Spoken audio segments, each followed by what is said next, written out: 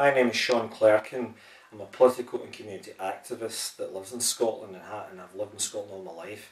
I'll be voting yes for independence on the 18th of September because I want a new start for Scotland, because the current state of the Union is one where our people are going to slip down the slippery slope towards absolute poverty and to absolute destitution. Why do I say that? 8 charities in Scotland only this week came together to turn around and say that we have a humanitarian crisis in Scotland. Well, we're heading not just for a humanitarian crisis, we have that currently. We're actually heading towards a humanitarian catastrophe because 870,000 of our people are living in poverty, 20% of our children are living in poverty, and 23,000 people alone in Scotland went to food banks in the last 6 months to get enough food to eat, meaning that they're suffering from malnutrition and starvation. And that is where we're living at in the Union in the 21st century. Why has that occurred? Quite simply, that the Conservative Lib Dem coalition are basically championing the destruction of the welfare state. They are basically massively cutting public services and making massive cuts in social security payments. The fact of the matter is that they're going to cut another £12 billion worth of benefits away from the poor in the next 2 years. And is the Labour Party any better? Would New Labour make a difference? No, they wouldn't. The fact is that Ed Balls and Ed Miliband in different speeches last year said that they would follow the same Tory spending plans between 2015 and 2017, which means that they will implement the same welfare cuts of £12 billion, which will make a lot more of our people poor and destitute and put in the gutter of poverty.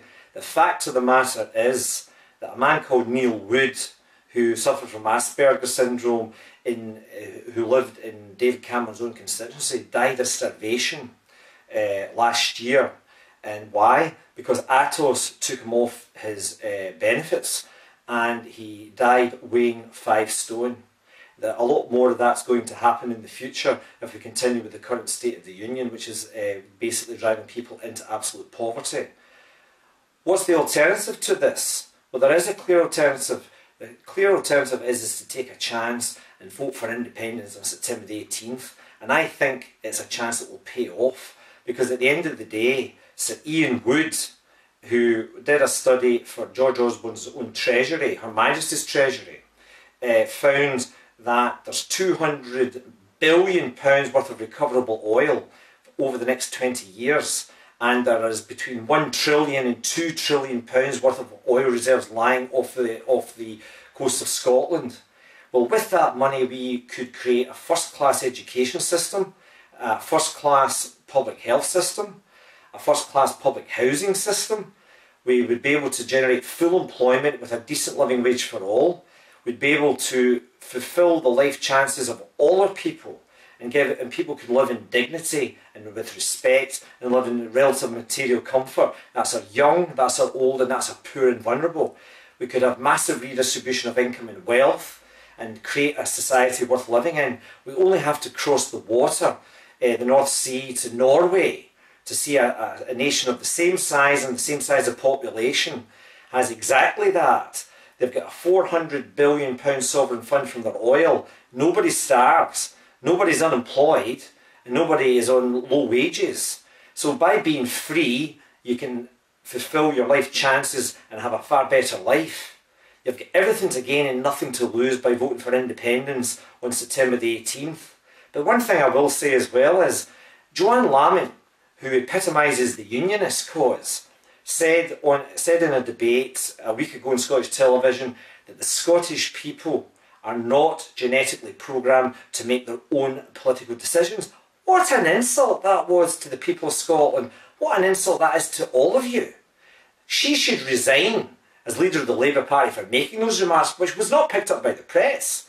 But it's an absolute disgrace what she said. And I'm today issuing her with a challenge that I will debate welfare issues and Scottish independence with her at any time, any place, but she'll be too scared to take up that challenge because she's scared, she'll run scared of me. She'll be too scared to take up that challenge, but I issue the challenge nonetheless.